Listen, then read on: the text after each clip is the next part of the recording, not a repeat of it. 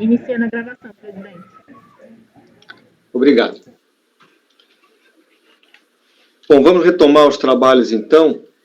Nós ontem havíamos iniciado o julgamento dos processos da tarde do dia 16 de outubro,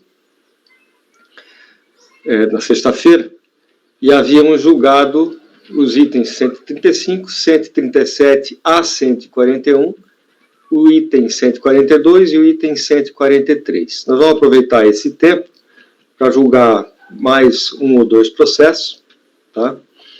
E para que a gente não tenha nenhuma surpresa amanhã. Então, vamos dar início a essa sessão da primeira turma ordinária da quarta Câmara, da primeira sessão de julgamento do CARF, período da tarde do dia 16 de outubro de 2020. Na realidade, continuidade do julgamento dos processos do período da tarde do dia 16 de outubro. Estão presentes os conselheiros Cláudio Andrade Camerano, Carlos André Soares Nogueira, Luciana Yoshihara Arcanjo Zanin, Nelson Kicho, Letícia Domingues Costa Braga, Marcelo José Luz Macedo, Mauritânia Elvira de Souza Mendonça, esses dois últimos suplentes convocados, e Luiz Augusto Souza Gonçalves. Passemos então ao item 146, conselheira Luciana, Litoral Comércio Exterior Limitado.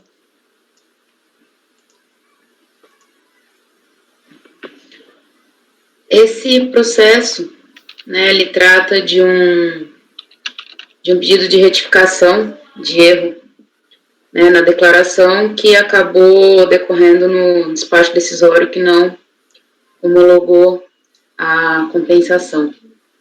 Aqui já passando ao voto, presidente, convido vocês ali para leitura já a partir do voto. Conforme menciona a recorrente, todo esse litígio ocorreu em face do lapso no preenchimento de DCTF pela contribuinte, esclarecido por ela em sede de recurso voluntário nos seguintes termos. Ela aduz que apresentou a declaração de compensação para aproveitar saldo de crédito no valor de 43, correspondente a um saldo de crédito inicial de 179, referente à imposto de renda da pessoa jurídica, pago a maior no terceiro trimestre do ano calendário de 2007, utilizado parcialmente na primeira DECOMP, e o pagamento maior ocorreu em virtude do IRPJ a pagar apurado, haver sido de 248, e o pagamento ter sido realizado por meio de 2 DARFs nos valores de 167 e 260, totalizando 428. Na DCTF retificadora foi cometido um equívoco na informação dos DARFs a serem imputados ao débito, pois ao invés de informar individualmente os 2 DARFs, foi informado o somatório dos mesmos no valor de 428, como sendo um único DARF. Em face dessa informação equivocada, foi emitido o despacho decisório, reduzindo o valor creditório de 179 para 12, tendo em vista que o DARF informado na PERDICOM foi o de valor 260 e o débito do período de apuração informado na DCTF ser de 248. Logo, o valor do crédito disponível pelos elementos disponíveis à época era de 12. Todavia, se a DCTF tivesse sido preenchida corretamente com a informação dos 2 DARFs pagos no valor de 167, que teria o seu valor integralmente imputado ao débito, e o DARF de 260, este pagaria o saldo restante do valor do débito de 80, que seriam os 248 menos os 167, evidenciando a existência do pagamento a maior no valor de 179. Com a redução do direito creditório na primeira PERDECOMP através do despacho decisório, não foi homologada a segunda PERDECOMP, pois não havia mais crédito a compensar, sendo emitido o despacho decisório de 5 de 12 de 2012. Em 11 de janeiro de 2013, a contribuinte protocolizou manifestação de inconformidade, onde prestou esses esclarecimentos. Contudo, a DRJ não acolheu os argumentos das provas apresentadas e manteve na íntegra o despacho decisório, haja vista a impossibilidade de retificação a posteriori. Contudo, verifica-se, como alertado pela recorrente, todo esse litígio ocorreu face ao lapso no preenchimento da DCTF pela contribuinte, na qual informou o total pago vinculado ao débito como se fosse apenas um DARF, pois se tivesse informado os 2 DARFs, teria acontecido né, que o primeiro teria sido imputado integralmente e o segundo serviria para fazer frente ao saldo remanescente e ainda sobraria crédito exatamente no valor utilizado na sua declaração de compensação. Ou seja, conforme a DRJ, deveria a requerente ter apresentado na época dos fatos a decomp retificadora tempestiva, informando os créditos que alega fazer jus, o que não aconteceu. Mas, como prova da existência de seu crédito, de modo a evidenciar a ocorrência do erro de fato, a recorrente traz os seguintes documentos anexados ao recurso voluntário, que ela traz a apuração, traz a DCTF e os 2 DARPs mencionados assim. Traz documentos a princípio, dão respaldo à alegação de erro de fato cometido pela recorrente no preenchimento das decomps, erro esse que não seria suficiente a impedir o reconhecimento do crédito pleiteado, de modo que, quanto à possibilidade de reconhecimento da existência de erro de fato e a possibilidade na revisão de ofício dessas questões, eu aponto aqui o acordo, do conselheiro Carlos e todos o entendimento reiterado que a gente tem na turma de superar essa questão da possibilidade de correção do erro a posteriori e dar provimento parcial ao recurso, justamente para que os autos retornem à unidade de origem, para que ela possa fazer a aferição quanto à verificação de existência e suficiência de disponibilidade do crédito pretendido, nos termos do parecer COSIT 8 de 2014. É como voto, presidente.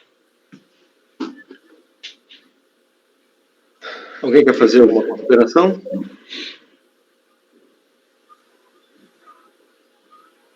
Só para... O erro cometido foi na decomp também? Isso. Ela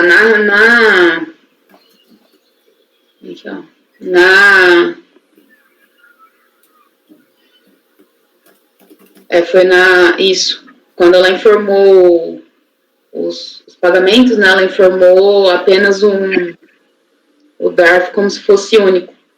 Esse processo aqui, a outra pedaço da compensação, como ela menciona 2 decomps, a gente julgou, nesse mesmo sentido, um processo da Litoral, se não me engano, acho que no mês passado, o mês atrasado, é que na hora de contabilizar ali as horas CARF, eu acabei dividindo os processos na planilha.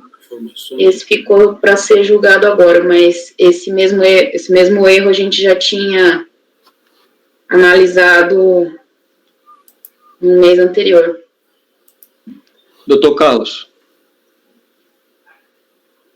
Presidente, aqui, se eu entendi bem, ele cometeu 2 erros, Ele cometeu um erro na DCTF, que na hora de vincular os DARFs, ele colocou como se fosse um DARF só no valor dos 2 que ele recolheu, No PERDECOMP, ele só relacionou como compondo o crédito um dos DARFs. Então, a DRJ não aceitou por causa disso. Ela falou, olha, no PERDECOMP, você só pediu o crédito em relação a este DARF aqui. E este DARF menos o valor do débito só te dá R$2.000. Você não pediu no PERDECOMP o outro DARF. Então, você tem 2...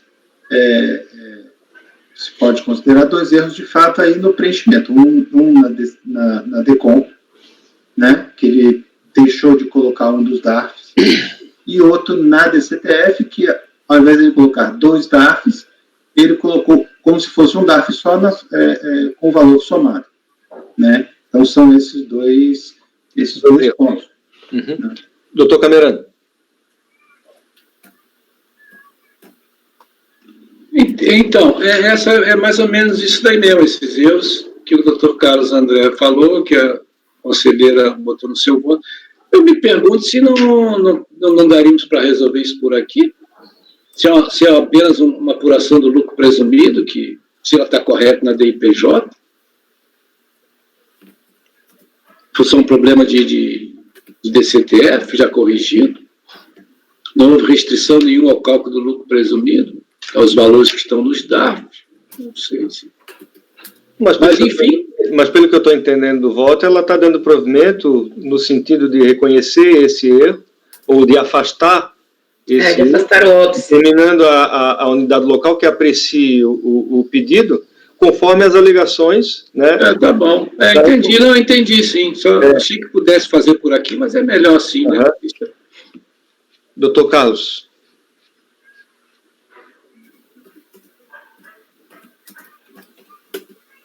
Eu, assim, como aqui não está em questão a apuração contábil, né?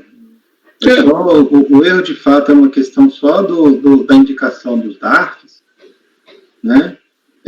Eu acho que não haveria problema em deferir e indicar, porque a questão é que esses erros na DCTF e no PRDCOMP, eles existem, né? Quer dizer, eles teriam que ser retificados lá, né? Para que haja a vinculação correta, esse é o ponto relevante, né? Para que haja a vinculação correta dos DARFs ao débito, né?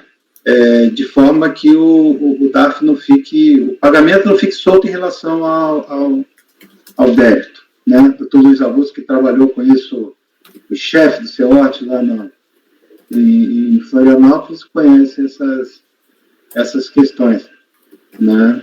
Mas não vejo como impossível que se defira apenas observando que essas informações devem ser retificadas na DCTF, na DECOM.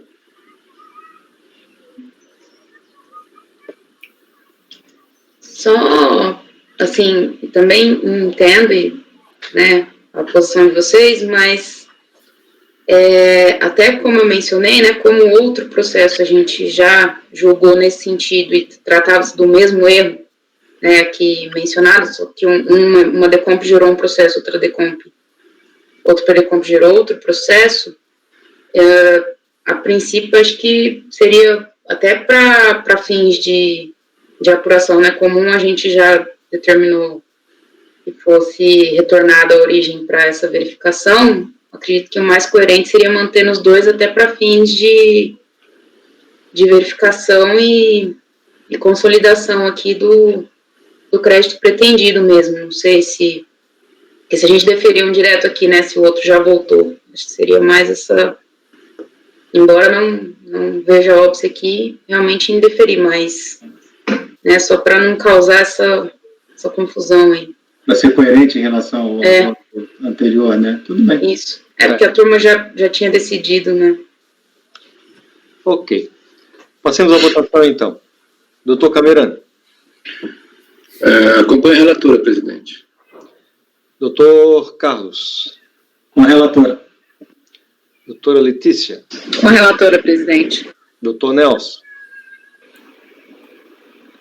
Presidente, voto com a relatora. Doutor Marcelo. Também, presidente.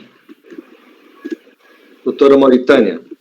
Acompanhe a relatora, presidente. Também acompanho. Temos, então, por unanimidade de votos, dar parcial provimento ao recurso, tão somente para reconhecer o erro de fato na formulação do pedido de repetição de débito, nos termos da fundamentação adotada pelo voto, e afastar o óbice da revisão de ofício do PRDCOMP apresentado, devendo o processo retornar à unidade de origem para verificação da existência, suficiência e disponibilidade do crédito pretendido nos termos do parecer normativo COSIT, número 8, 2014.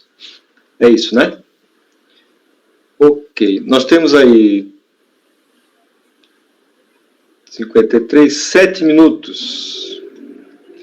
Doutor Camerano, o senhor consegue em 7 minutos julgar o DANAPREV? Senhor presidente, consigo em 2. Então tá, então vamos ao item 148. Doutor Camerano, DANAPREV. Se os senhores vão concordar, eu não sei, mas o que eu fiz em 2, eu fiz. Estou marcando já. Item 148, DANAPREV. Já está na mão aqui. Então, fazer um breve resumo aqui, uma DECOMP. O contribuinte pretende utilizar um direito creditório que acredita possuir, com débitos, com seus débitos. E o suposto crédito desse, ele decorre de um pagamento indevido de imposto de renda na fonte. O despacho decisório lá não reconheceu o crédito porque aquela situação, né, o débito informado está de acordo com o DAF e tal. Cientificado de despacho apresentou manifestação. Então, ele está dizendo aqui, é um pedido de compensação envolvendo um valor de 76.473, decorrente de pagamento em duplicidade por dia na fonte. Rendimento de trabalho salariado. Né? Ele fez um pagamento, benefício de pagamento mensal aos participantes, porque era de previdência complementar lá, e ele recolheu 2 vezes. Tá? Recolheu 2 DAF do mesmo valor, um em 10 de agosto de 2005 e o outro em 17 de agosto. Né? Foi recolhimento de duplicidade. Ao receber o despacho decisório, verificou que a DCTF representava de fato um erro, né? Qual seja o crédito da DCTF no valor de 76.473, então ele fez a retificação lá. Muito bem. A DRJ, aquela coisa aqui, a DRJ não acatou,